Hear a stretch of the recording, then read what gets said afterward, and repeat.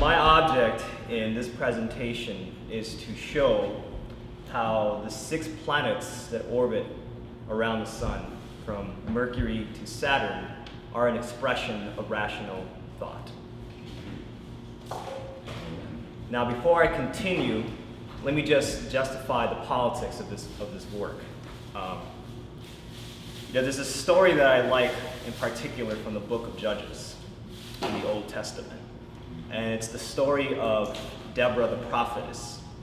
And if you're not familiar with, this is a time generations after Moses and Joshua brought people from the bondage of Egypt into the so-called promised land of the Canaanites, where they were free and independent. But consistently, they continue to fall under oppression by kings, other types of savages, barbarianism, and so forth. And there's no separation of economic oppression from any form of oppression. It's precisely that. It's slavery, exploitation of man, exploitation of resources and materials. And so, Deborah is a prophetess who leads a war to allow the freedom of the people. I guess Israel in this case is not the crazy Israels of today, but then, as it was back then. Now, she says something very interesting that I think is important to reflect on. And as she's giving her sermon or her speech after they defeated the king of Canaanite that oppressed the Israeli people, which happened in numbers of times that you'll read if you ever get a chance to read this particular book. She mentions that the stars waged war from the heavens, and that was on the side of mankind. Now that's interesting as a poetic idea, but then also juxtapose the other point that I was saying, which is why, after they had the so-called, right in the story, the hand of God brought them out of the bondage of Egypt, away from the oppression of Pharaoh, why did these people consistently fall under more oppression? Generation after generation after generation after generation. And I read that first maybe about 8 years ago, and it always hit my mind as a dissonance. And it wasn't only until recently that it really hit me the great insight that anybody can get from this. And it's that the source of corruption, the source of oppressors, the power to oppress, the source is from the corruption of the people themselves. It's when the people don't pursue their actual creative powers. And the power of creativity, the power of the imagination, is the power to define the future. It's not just, yes, the forecast of future. You can see conditions where it would lead to if we continue on a certain trajectory, a certain pathway. But the real power of mankind is to envision in his mind, in the matter of his mind, before it actually exists in the actual world, what world he wants, what world he wishes to create. And that, I think, really turns into what I want to highlight with the importance of this work. Because it may seem as it belongs nowhere in the domain of politics. And I argue it indeed belongs everywhere in the domain of politics. And it's because we have a generation currently that does not just the specific work, but the intention to drive for what is man in the universe. That big black thing with the white dots outside that you see out there. You tell me you don't wonder about what's out there? You tell me you don't wonder about what is this massive ocean that we call space? And here we are, these little beings in terms of size and material, and we are here, and we brought fire, and we domesticated the beasts, right? We learned how to harvest crops greater than nature itself can do. And then we can wonder about something out there, even though we don't know it in detail. Just that. What creature on planet Earth can do that? Wonder, question, why? What is it? And it's the desire, it's that very question that burns in people like a passion, and to pursue, discover. And it's been to the extent that civilization had been committed to that personality themselves, which is innate, it's inherent, that we succeeded. In the United States, what made us the pinnacle of hope was not just some vague reference of liberty or some ambiguous idea of of freedom. But that freedom was, as it states in the Declaration of Independence, right? The inalienable right to life, liberty, and the pursuit of happiness. And it's committed to that idea that you know what in modern ages, how that is expressed. And clearly what we're saying today about Glass-Steagall, the idea of a thermonuclear project, a new thermonuclear economy, that is the expression of liberty, freedom, and the pursuit of happiness for us today. And we are in such a situation that I do see, personally, that if we do not accept the shift, which is going back to the paradigm that was set forth by Kennedy, was intended by Kennedy, and really the whole leadership gang of that time, Bobby Kennedy, Malcolm X when he got better, Dr. King, and so forth, then I think we can lose it all. I think this country will not survive. And not only will this country not survive, but I don't see that any part of the planet will survive whatsoever. So, in presenting this work, we really investigate what is really the power of the human mind, and to understand what is the real true human identity and its purpose in existing in this place that we call the universe, or space as some people like to call it.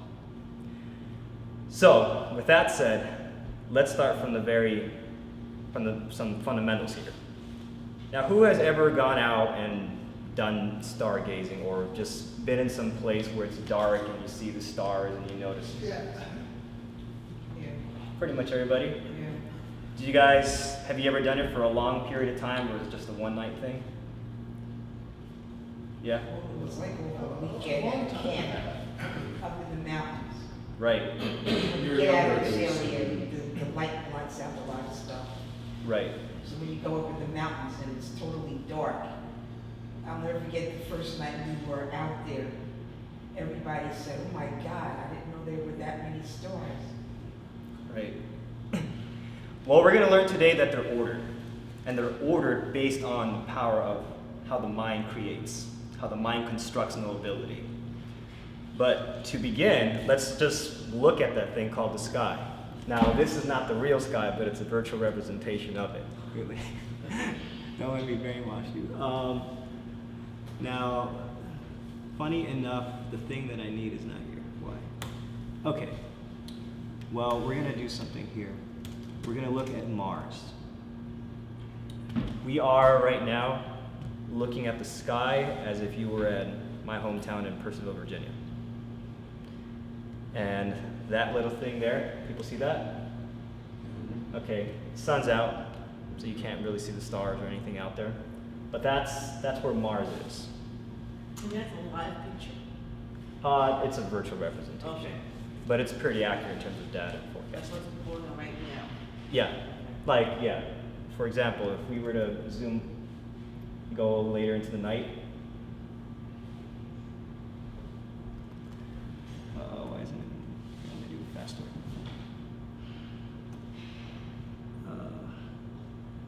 I'm gonna play God and turn off the sun. Okay. So, let me do this again. We're going to follow planet Mars. And it's on the ground. And play God It's again. not grass. And command the ground to be gone. There. Okay.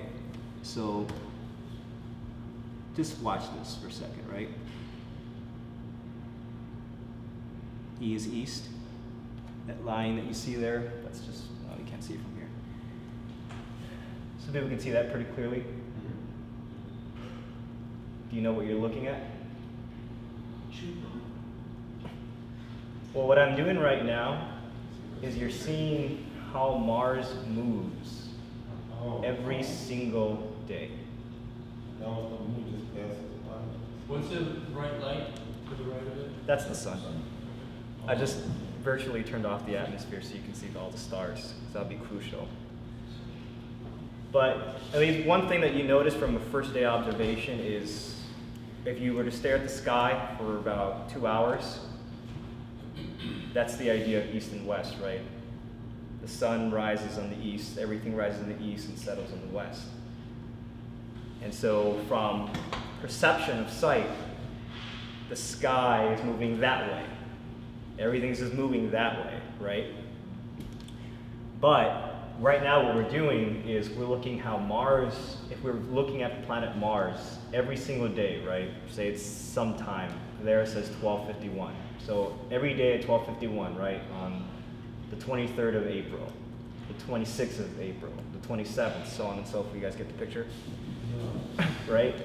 You have this east to west, right, of the stars. But what does Mars look like it's actually doing? Or even the sun, in this case?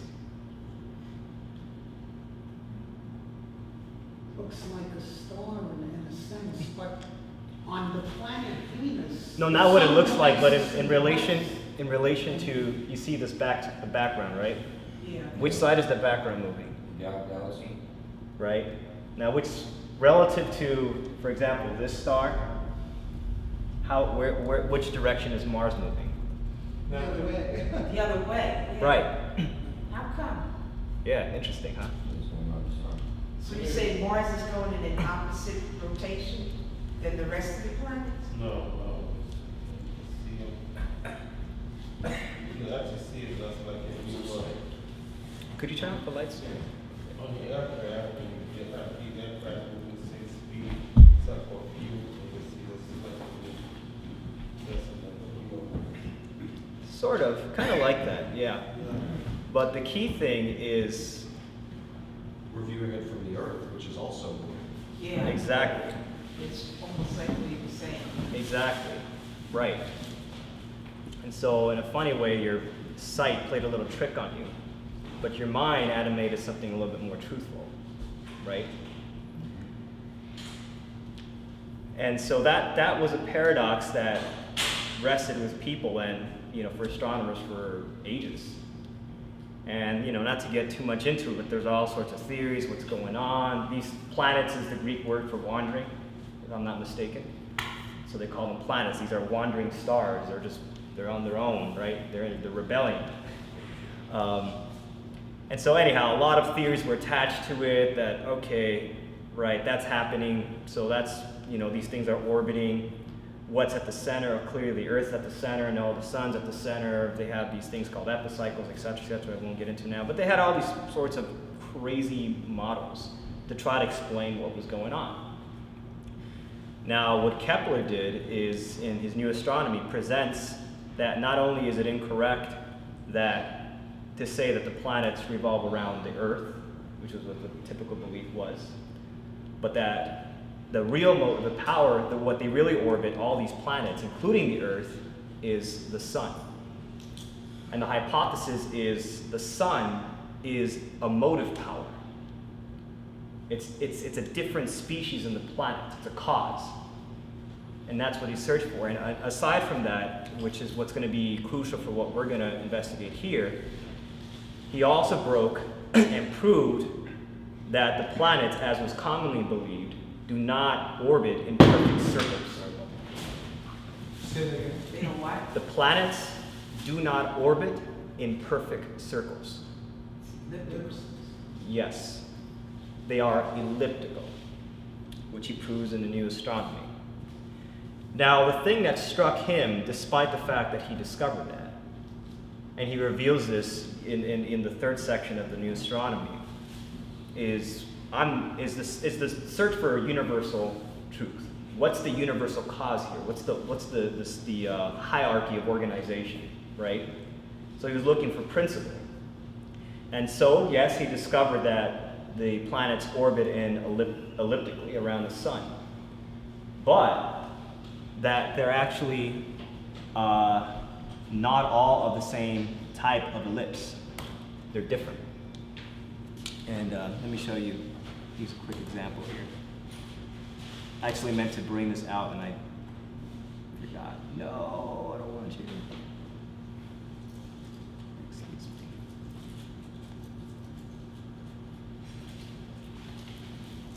me. No. Oops. Let's see. Sorry about that.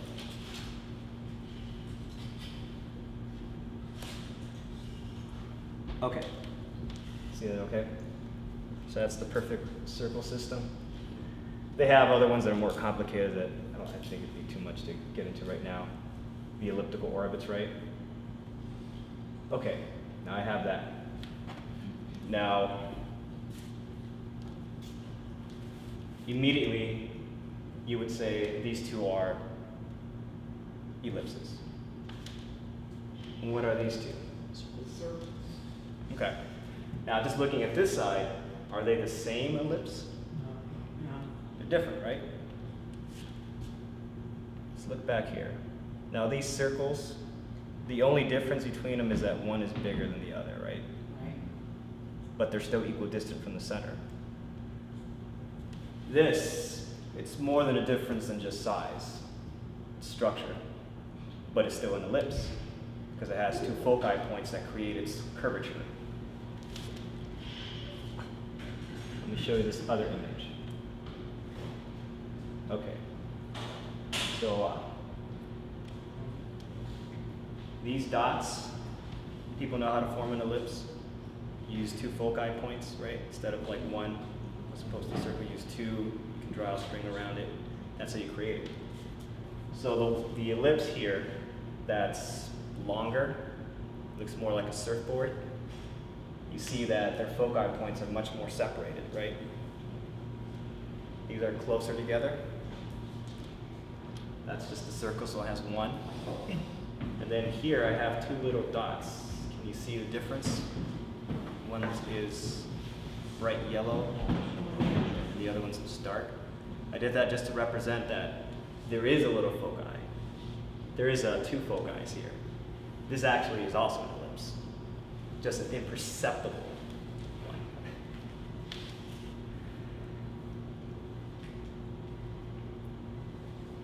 Now, why am I showing you this? This is what he has to deal with. He doesn't have a planetary system where they all do this around the sun, or just this, but they do something like that, right? Particularly Venus and Earth, their orbits are more like this.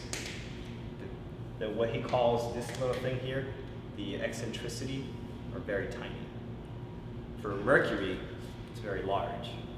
For Saturn and Jupiter, it's kind of medium. Why?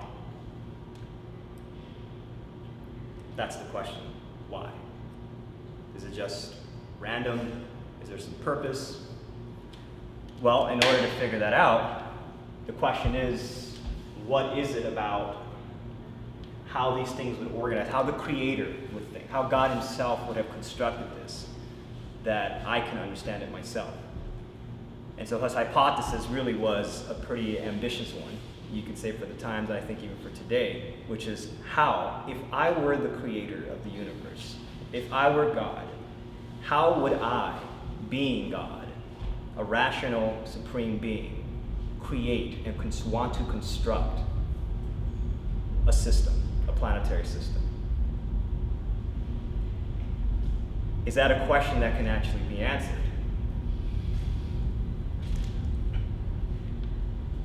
In order to get to that, he had to, in a certain way, leave astronomy, so to speak, and get into the domain of mind.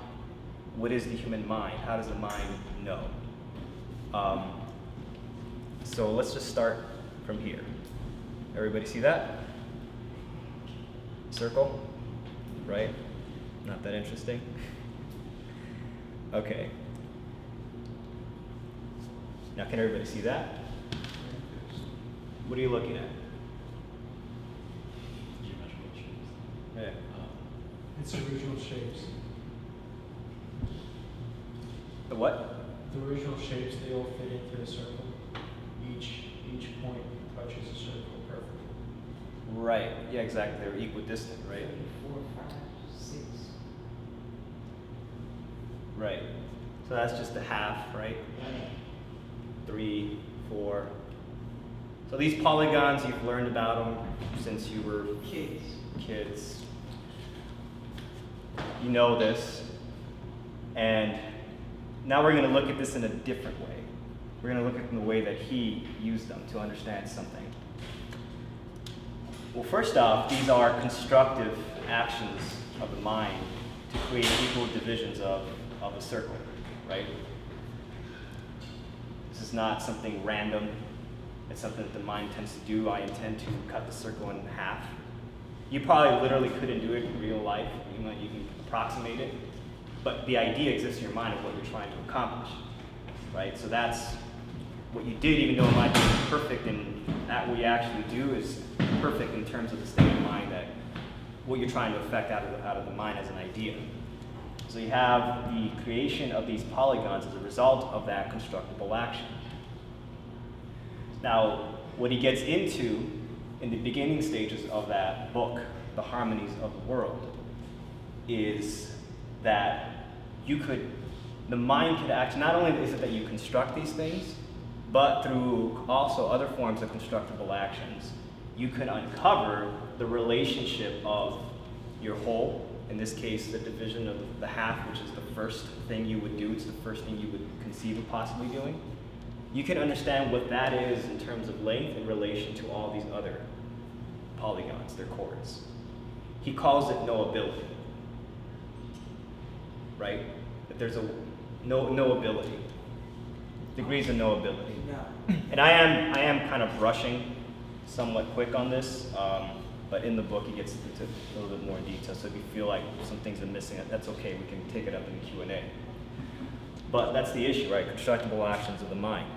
So you know what's this? That's a half, 3 equal parts, 4, 5, 6, and 8.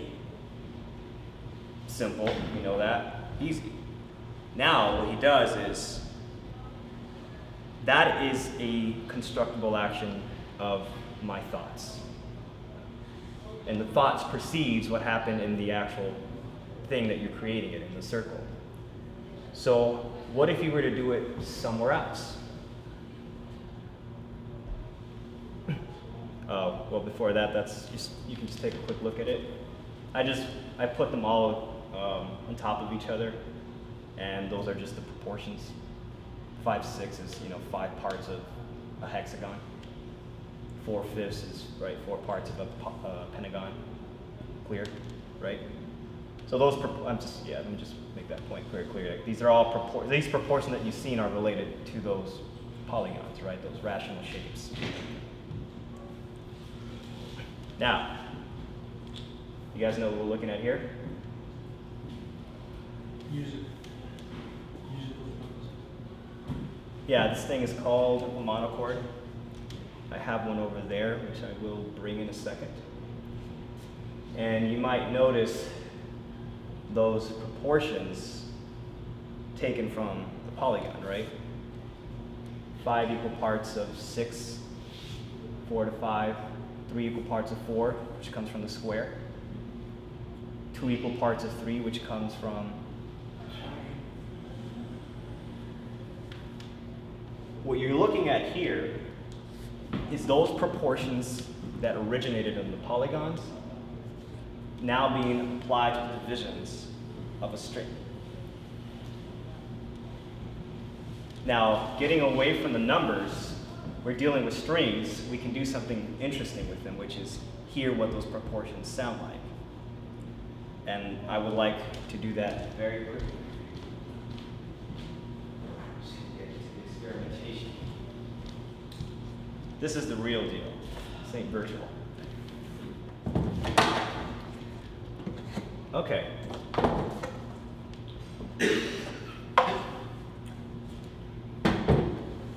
So I'm going to play that in order. We have the whole circle. Everyone can hear that okay? The whole circle. In other words, the note G. If you don't remember the notes, it's fine, doesn't matter. Now we're gonna play 5 parts of the hexagon. Now we're gonna play 4 parts of the pentagon.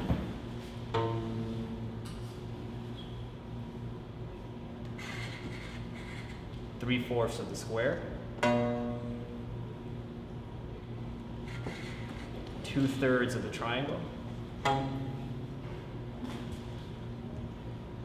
5 parts of the octagon. 3 parts again of the pentagon. And then finally, half of the circle. It's like an octave. Yeah, it is an octave. Yeah. Interesting, huh? The whole circle, half the circle.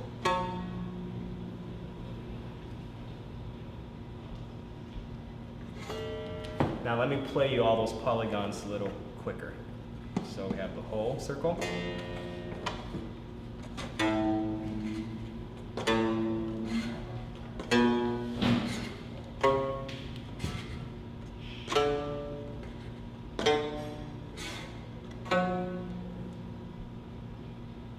Right? That's what you call a scale in music.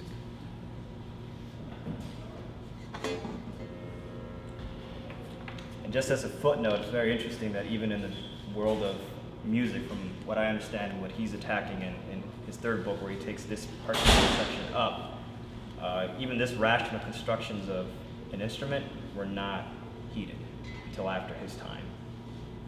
But it shows you, right? There's something constructible in anything that we do, and it's knowable.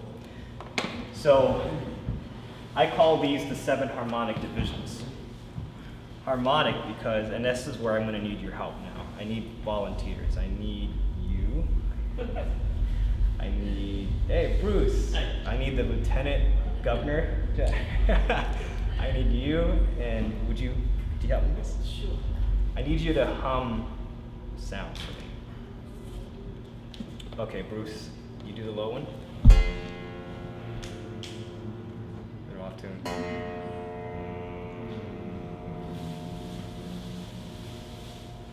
All right, so we're doing choral practices. All right, how about this? Can you do that? Can you do the octave higher? Hold that. Hold that, and then I'll give you.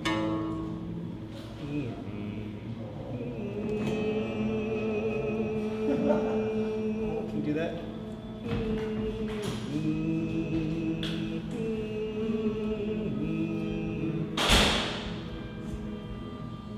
Almost. All right. It's gonna be a little difficult. Well, do you know the basic idea of harmony? What it means? What does it mean? Sorry, I used to know, and I don't actually know. It's kind of multiple notes that sound good. I know that there's a technical definition. I'm sorry. You got it. It's fine to say that. You want to say it loud so they can hear? What? Say what? What you said was fine. Multiple notes that are simultaneously playing. They sound nice together, usually, but not.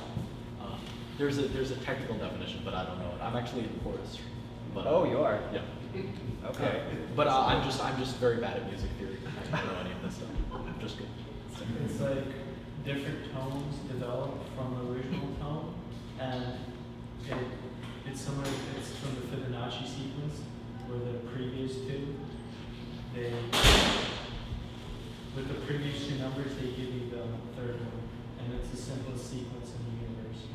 So I don't know exactly how it works in music, but the sequence is you gain.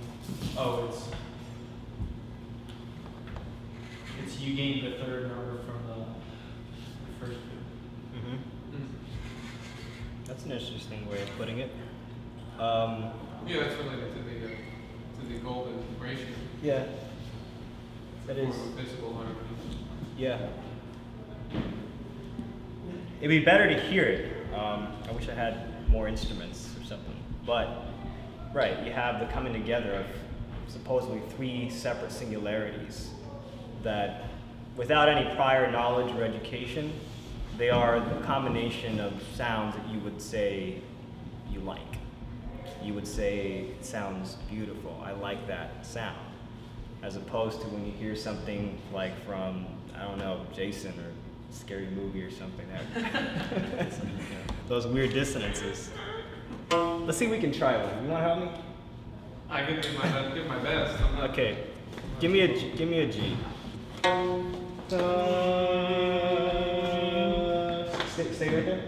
You stay there.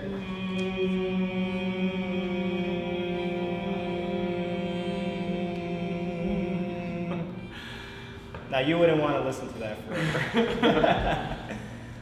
That's what you call a dissonant. Dissonance, right? They're not consonant. Now let me do something more in the realm of harmonies. I really need 3 separate, but I think I get the point across. Give it the G again. No.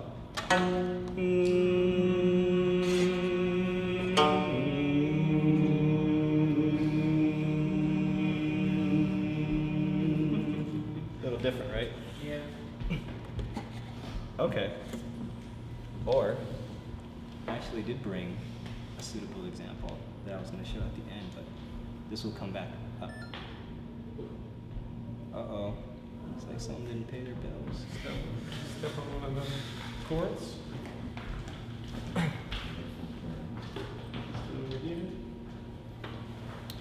Did everything turn off? Is this still on? The sound? No, I think it's probably good. I'll give my lights. Is the speakers off? They're turned off too? Uh-oh. I need that. Well, let's see if you can just hear it like this. Yeah, why don't you do that? You might be able to hear this.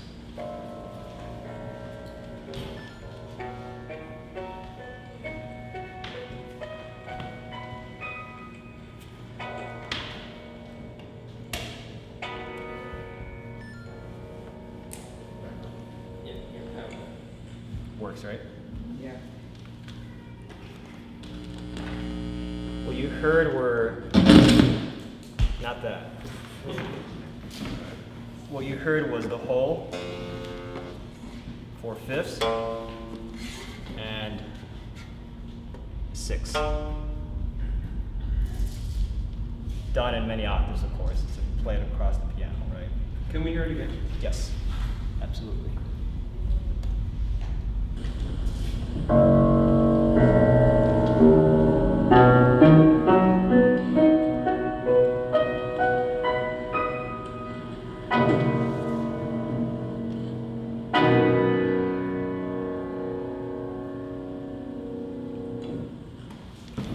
Right. So that's what we call the harmony. There's other kinds, but let's stick with that one. Now the basic thing is the harmonies are singular moments. They're singular. I can't believe why I keep doing this. I don't like Photoshop. They are unique moments of construction. They're those moments that are created by the construction of a polygon that are the result of the mind. And they have an ordering to them in terms of which one is more noble than the other. Just in terms of just empirically looking at these, let me just go back to it. You would say that, you know, in comparison to a half, right?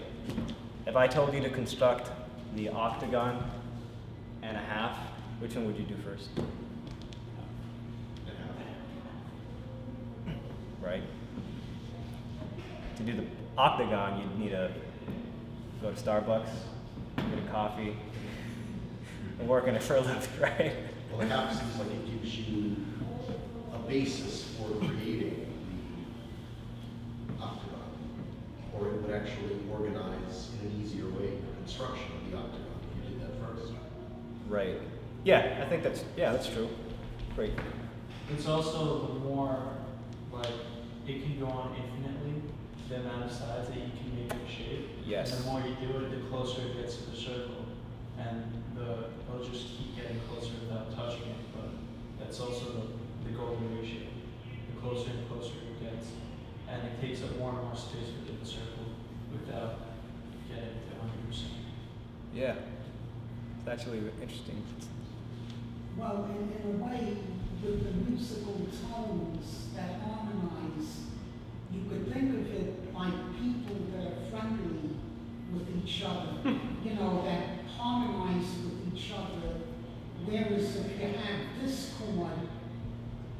tone, you know, tones that don't harmonize, you could think of like people that are unfriendly to each other.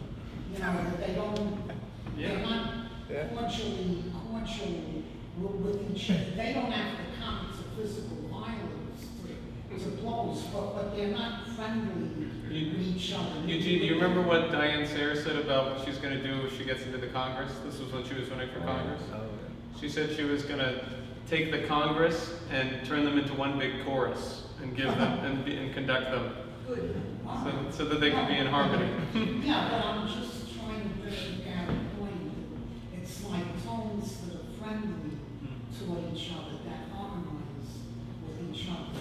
Whereas atonal at this point is tones that don't harmonize to each other. It's like people that are unfriendly to each other. They don't have to come to physical blows, but they're not harmonizing.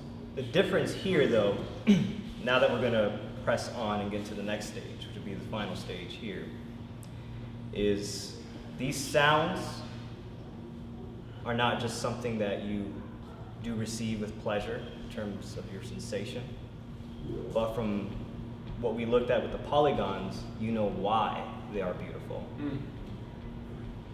I think in a way, maybe what Eugene is saying, right, is like, you know that these sounds are lawful, because maybe you can just say, well, aesthetically in your ears, you know, or to your hearing, they sound that, you know, they sound like they have some kind of consonant, some kind of complement, the term harmony, but then also what Eugene's saying, you know, what Daniel brought up, you know, people working together, people who are functioning in a way that's cohesive with one another. Well, in a lawful universe, that's how you get things done. That's how you move forward. That's how you develop greater ideas, higher movements of principle. So there is kind of a correspondence between, right, what you're doing here and the actual the actual functioning of people, of organization, of universal motion. The two are not dissimilar. Yeah. Yeah. What I'm trying to concentrate on is that they're not just sounds that you just lie in the grass and you just enjoy, though it's true and it's fine. But more powerful than that, right? Because an animal can enjoy harmony. But the animal cannot know why it is harmonic. And as simple and as easy as it was, and you learned it back when you were 2 years old, the polygons, you look back at it in a different way, with a different lens, and you start to realize something about the nature of how the mind works. Now, going back into the solar system, that's what we're looking for. Asking you to be an archaeologist in the way that we can find evidence of past civilizations as they do to detect civilizations that lived thousands of years, right, 2,000 years ago, like they do in Peru and a lot of these other South American places, Central America, Mexico, Egypt. We're also now saying, well, what are the fossils of a mind in the universe? And one thing that we learned from the divisions of the harmonic scale is these are the reflections of a mind. Can I find these constructible proportions in any way or fashion in the structure of the solar system that we're investigating, our solar system that we live in? So that's the task. And the answer is an interesting one. Now, here, this is a really bad diagram of 1 degree. And I didn't realize it till afterwards, but I'm going to do this setup so you understand what I do next and to understand what he actually does. So this is 1 degree, right? 60 minutes, just to be brief, 60 minutes and seconds in terms of angles, they're just fractions of a degree. You imagine how large 1 degree is, it's not very much. So if you take a minute of that, that's a lot more, not very much. And if you take a second of the minute, that's even less, right? So that's just what that is just to have that understood. So that's just a representation of a degree. It's really bad, sorry. Now, what I want to do, okay. Do people understand this chart? It's pretty self-evident.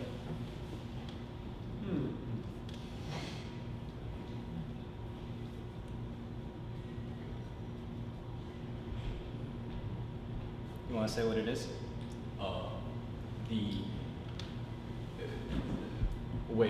So it's well, they correspond. It's like a ratio. It's wait, what do you want me to say? Sorry. You should, if you can explain what this chart is. What the chart kind Yeah. of shows. Well, the string, like with musical instrument, right? Like the chord. Wait. Like Well, yeah, like the first one is wait, sorry, never mind. I think I kind of lost myself. That's fine. On the left side, the measurement of the degrees and minutes, and how many degrees is it on the right side? So 60 minutes, 1 degree, and all the way to about 30 minutes, a half degree. People understand what I said? So, right, clearly what's underneath this is angles, this is the string. We've done this, so you know what this is, you know what that sounds like, and I gave you that example in the sound example, right? These are just, these proportions transposed in the domain of angles. So 30 seconds is half of 60 minutes. In other words, what he was saying is half of the degree. Wait, I'm sorry, 30 minutes is half of 60 minutes. You know what? I'm sorry. I missed it. This symbol is incorrect. It should only be 1 dash. That's supposed to be the minutes. It's supposed to be seconds. Yeah, right. So, yeah, 60 minutes, right, is 1 degree. 30 minutes, it's half of 60, which is up, right? Exactly, half a degree. 36 minutes is 3/5 of a degree. 40, 2/3, 45, 3/4, etc. So yeah, it's a ratio. Yes. So now we've created these rational ratios, these ratios that are unique to the mind in angles. Why does that matter to us?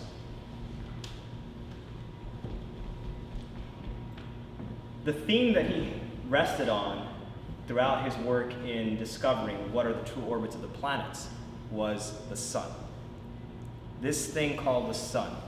We shouldn't ignore it. You can't, because it's the cause of motion. In this, or you could say in the world of sound, right? We receive the harmonic proportions. The beauty, we did it, right? We constructed, and we also receive it. So if I constructed this and you knew nothing about it, you could still receive the beautiful sounds and whatever you do with it, right? Okay. So you're the thing that can sense the harmony. You can receive it. But what's going to receive the harmony in something like the solar system? It's not you. So he goes back to his hypothesis of the sun. That if there's any way that these harmonies would exist in our solar system, they would do so in according to the sun. The sun would be the sensory organ, so to speak, that would receive it. So what's unique about it? Well, since the sun, does its causes its orbits, we want to know where in the orbits does it happen. Now, go back to the ellipse. Put the ellipse back in your mind that I showed you earlier. Now, in the actual system, there is no two suns, there's no two foci, right? There's only one. And that one foci is the sun. And so you can imagine that if these things orbit around it in an ellipse, there's a moment where the planet is closest to the sun, right? And furthest away. That is called aphelion, furthest, perihelion, closest, respectively. Now that matters to us because what is it? Well, they're the maximum and minimum moments of these orbits. They're all they can be. And the sun clearly is arranging these planets to go no more and no less. And so after, some going through where it could possibly exist, he locates and says, if I were to create harmonies, where the sensible place to create them in the system would be at the extreme motions of the planets. That's where the sun would form these rational proportions.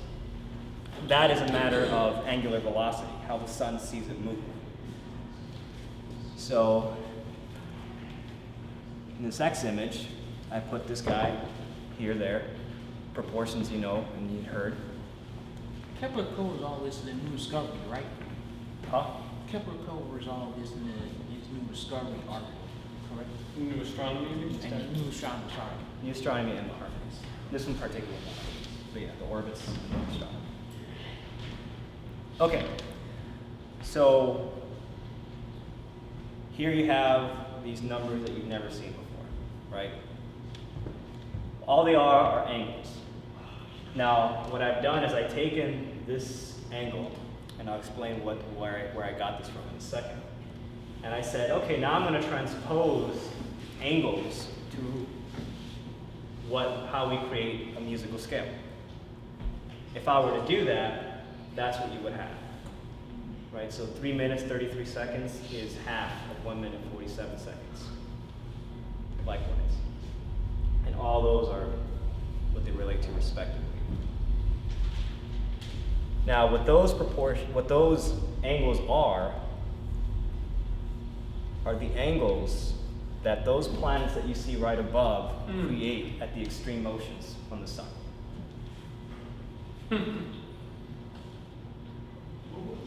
What does that mean, that the angle is 147 for Saturn? What does that mean?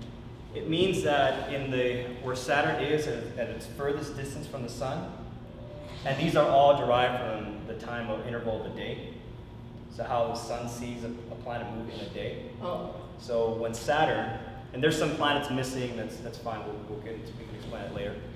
When Saturn is furthest away from the sun, aphelion, and if the sun were to watch how Saturn moves in a day, it moves 1 minute and 47 seconds of an angle.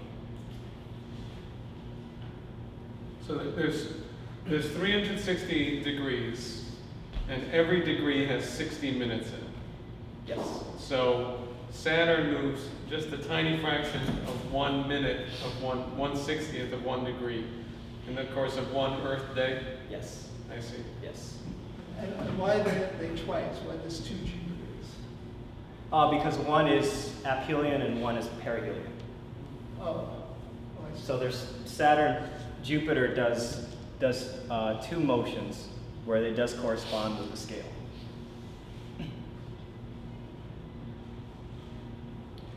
Now, what I did here, you remember what this woman said about the octave? We heard the low sound, and then we heard his twin brother, right, half the size. That's what I did with these. These numbers in reality would be larger for Jupiter and the rest, except this is correct. But I just tuned them down octaves so that they represent the same note. Just the way that you do here. So in terms of value and note, they are the same thing. Pitch, it's a different story. But in terms of note, you see the correspondence? 2 seconds away from where 4/5 actually is, the note B. That's not much. So on and so forth. Venus is interesting because 3/5 is 2 minutes, 58 seconds of a degree. Venus is exactly 2 minutes and 58 seconds of a degree. That's what the sun sees it do. I forget if that's the perihelion or aphelion. Now you can create another scale, and this is interesting because Saturn, right? Saturn has 2 extremes, just like every other planet. And if I were to take Saturn's position where it's closest to the sun, perihelion, you'd form another scale. And that scale would actually be something that is more related to what you call the minor scale. This scale, where you take these proportions, starting from Saturn's furthest position from the sun, forms a scale that is much more conducive to the major scale, or the happy scale, some people call it, right? And in that major scale, Earth is an octave away from Saturn in terms of this. Yes. That's interesting. In real life, Earth is actually 5 octaves above. Right. But yeah, same height. Right. Okay. So that's just interesting. Now here, this is what will conclude the presentation and the point of this. I said from the very beginning that I would show you how the planetary system expresses rational thought. Rational thought is more than just a constructive scale, it's actually the ability to form a harmony. And if they can form a harmony, then it reveals to us what the nature of the coherence is of the planets to the sun, and reveals something about the personality of the sun. So the issue is, away from just creating notes, can the 6 planets orbit the sun in such a similar manner as you create the harmonic scales in the monochord or any divisions of any instrument, right? And if you remember the quick example Daniel helped me do earlier, there's some notes that are notes, but they don't sound really good together. There's some that do. And that's what we want to find. So, looking back at, well, let's just look at this, right? Now you see those numbers up there? Those are the actual angles. Now I've tuned them back. I put them back to their appropriate octaves. Right up. Don't worry if you don't know about how many, as long as you understand the idea. So the top is the furthest, the bottom is the closest. Naturally, it should be more, because when it's closer to the sun, it's closer to the power of the sun, and so the planets consequently move faster than when they're further away, which is the result of the proportions, right? Down here, I again just put that. Now, that, you all recognize, because we've seen it repeatedly. Right? 4/5, 5/6, 2/3. In other words,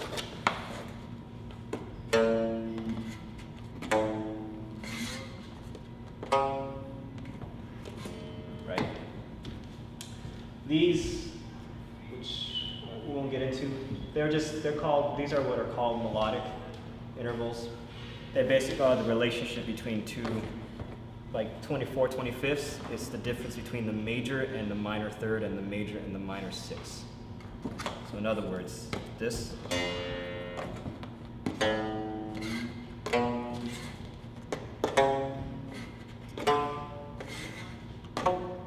Heard that scale?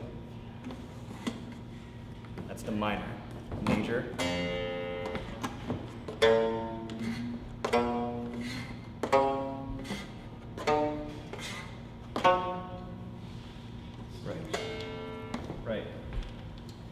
So this proportion, which is what this is approximately, Venus's orbit, forms the difference between a major and a minor scale. Okay, that's just what that is. 15/16 is just as, it's not the difference, but it's just the difference between something like this, moving from one to the other. Not technically harmonic, but they are notes, and it's the relationship between the two. 5/12, what that is, it's 2 octaves above and a minor third. So you can imagine going like this, the next octave, and then the equivalent of 5/6.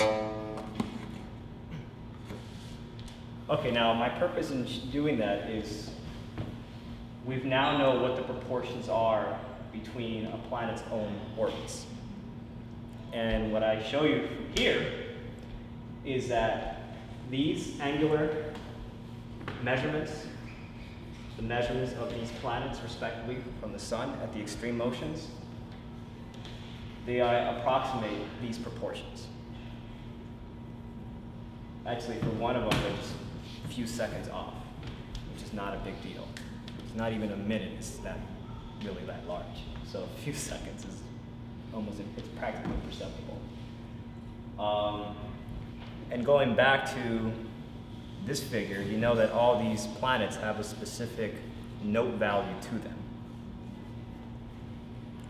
So what I want to do, and that's what the note values are taken from when we transpose them to the musical scale. Everybody see that? Pretty self-explanatory, right? Saturn was our first. That's just simply because it's the furthest away. So it's our G, that's where it was on the scale. Jupiter was at B. These being the furthest distances. Mars was at F sharp. Earth was at the octave G. Venus is at E. And Mercury represented the note A. So if we want to take we can know from that, and given what their proportions are, what then their notes are at their other extreme, right? The closest. Which is that? 4/5 is a major third, right? That's Jupiter. Saturn, excuse me. Jupiter, 5/6, is the minor third.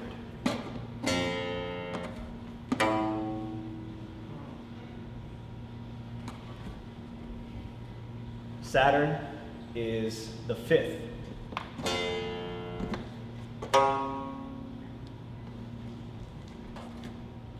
Earth is what's called in music semitone, which is this.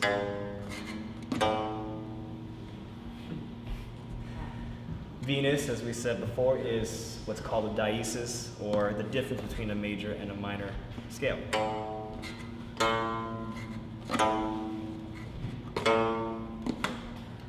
And then Mercury is 2 octaves and a minor third. Right? Okay. Now, well, to just wrap this up, the point of this was to seek a universal harmonic relation between all 6 planets. Now, what we see with Earth and Venus is that they don't really form much of anything. And so we want to see how the other 4 planets can form harmonies compatible so that Earth and Venus can partake. And we know that, well, Earth has G. The note E is what's called the major 6.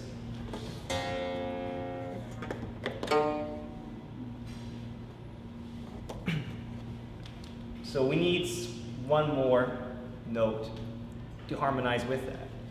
And there are 2 possibilities. There's the note C.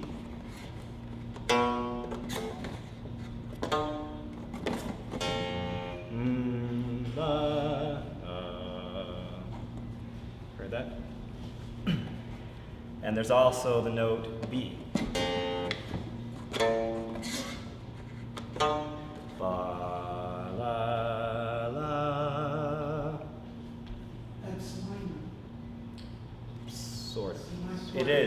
It is, sort of. I know what you're saying, but I know what you're saying. Anyhow, so we want to look for those instances where we would find C, the relationship of G, C, and E, or G, B, and E. Now, if we look at Mars, it goes from G to B. Saturn. I don't like this guy, apparently. I don't call him by his name. G to B, right? So let's start there. Let's start with the idea of B. We'll work together on this one, so I'll make sure we all understand it. So we need a B and a G. So G, E, and B are allowed. Okay? Now, this planet happens to have both of them in there. Great. Wonderful. So here we have a harmonic relationship between this, and that. So now 3 are included. What about Jupiter? We do have a B. right? Easy. Now, in Mars, we technically do not have those notes anywhere in the extremes, but its interval is from an F sharp to a C, which means that what's contained within its orbit. The G? The G? Yes. Can you tell them why? No. Did people hear what he said? I said there's a G and a B. Do people see that? You mean in between the two notes? Yeah. Yeah. Well, if you Because say it's after going F sharp from comes- C to F sharp, Yeah, this is what it does roughly in its own orbit from the furthest to the closest position of the sun. okay, But it's an orbit. It has to get there. all right. So it goes through those notes. Right. Just the way you have to get from your whole note to your half. Okay, that's just Like in scale. traversing Yes. its elliptical course around the sun, you're saying? Yes. So it travels through G to, okay, from G to B to C, okay. Okay. Right? People see that? It's contained within there. Yeah. So not in its extreme orbits, but within its orbit, Mars has the ability to harmonize with Jupiter, Saturn, Earth, and Venus in two ways. Well, at least in one way, right? The G is there and the B. So what's left is Mercury, which is pretty easy. Because that's the closest to the sun? Well, because its orbit is an interval of 2 octaves and a minor third. So it contains at least two iterances of each of them. Right. I think really about 5 instances of the G and the B. Okay, yeah. Right, because the space is so wide, so it contains it, right? Because it goes 1 full octave, then it goes another octave, Right. and then, Okay. so they occur many times in there. In other words, what occurs between what we just showed occurs physically is this.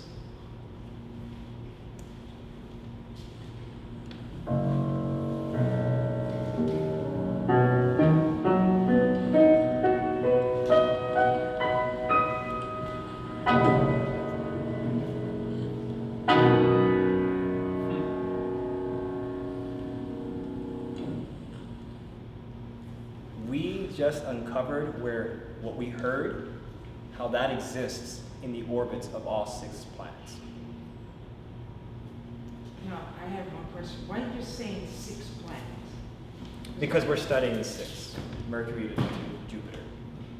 Because like you always taught in school that they were 9. There are more, yeah. But that's what Kepler Yeah, I'm not knew. pushing it. Kepler only knew 6 planets. Oh, okay. Yeah, at that from time. his era. Yeah, they only had His 6. era. They only knew of 6. Yeah. Right. I am not promoting that none others exist. But in terms of those that were at least visible to us at those times, right? All right. I got it. So that's what that does.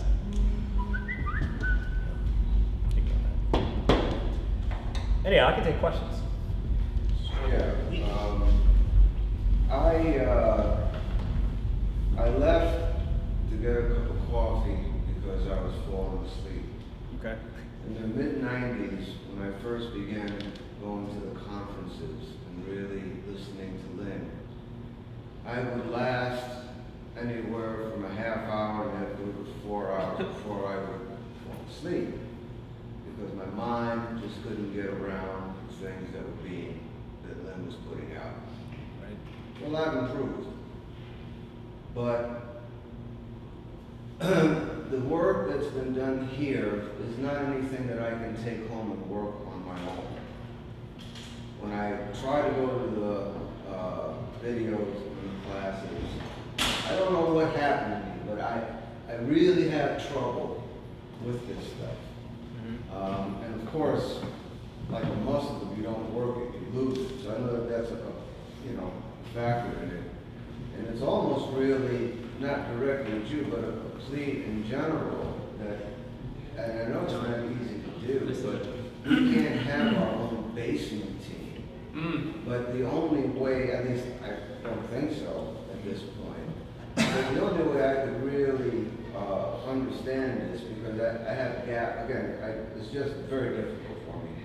Only it seems to me in its simplest forms, and then something happens and I'm lost. Is that if we could organize something where over a period of time we did some work around this stuff that's more intensive, where I could stop a person in the middle and whatever it is, because I tend to think I'm not alone in this. Gee, I would, I'm not even going to master it. I would just like to feel confident in it. And I really do have trouble with it, so. There's just not a culture. I think the real conflict, there's not a real culture that's committed to this kind of work. I mean, I know what you're saying. It takes an intense level of concentration. Even for myself personally, to work through this, it took a lot of concentration and a lot of fighting to make the time to do it. Because it seems, on the surface level, very impractical. That famous word. You shouldn't do it. We got to stop the bad guys. But I mean, I think part of what could help, one, really just orient the mind to even devote yourself to figure out how to make it happen, how to work through it if it's possible. I'm not saying that it is in all cases. Is you just have to really know what the fight's about. I mean, to me, this is about. I brought up the example of Deborah in the beginning. Well, because if you look at it in the real way, it's just the whole. It's a struggle. It's a story about the struggle of mankind to be free. Right? That's what it is. The oppression of Pharaoh was it to be free. To have Deborah come in and fight the Canaanites after they've been oppressed because of their own stupidity. What? Freedom. Despite the fact that they were stupid and gave their ways to ideological beliefs that drove them away from understanding how to harness the power of the universe, which is what we're fighting for in fusion. Right? Still, you're human. You should be free. There should be a faction, there should be a leadership faction to fight to free people's freedom. Today, for me, at least to make this clear, it is about that. To me, this is about freedom. It's about the real meaning of justice. I've seen so many people go out there and scream, liberty, my Constitution, but you don't know what in the God's earth you're talking about. What do you propose to do with this species that's going to live for many generations? Not just you, not just whether you're going to pay for your taxes and your rent. Fine, sure, you should have that. Everyone should have access to bread, water, electricity, and the basic needs of life, absolutely. But we're not the dog. We're not the platypus. We're not the hippopotamus. We're not an alligator. We're not a fox. We're not an eagle. We're not a sheep. We're human. And that's different. Those creatures live off the land, and they live off for themselves, and at the most might take care of their immediate progeny. We have the power to take care of a civilization thousands of years into the future. There's a total difference. My contention with this society is that they don't think that way.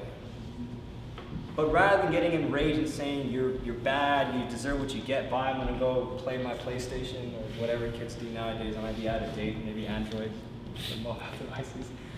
Why? And it's because there's no conviction in people for what is the identity of man. What if you did have a society where it was commonplace to talk about what I just presented? And it wasn't just something that some Latino kid from Los Angeles came out here to do and has about 2 people to talk to about this in depth. What if that was the society? And the society was conscious that the mind of the Creator is their power.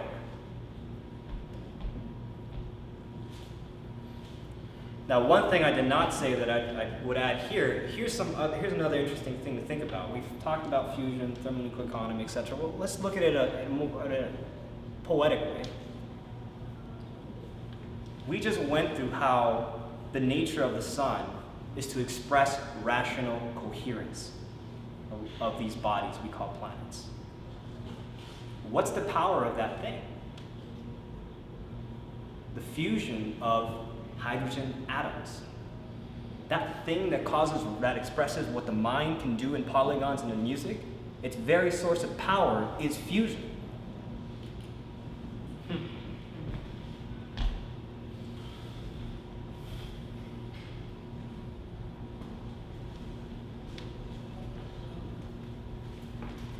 I was gonna say Venus is the only planet in our solar system in which the sun rises in the west and sets in the east.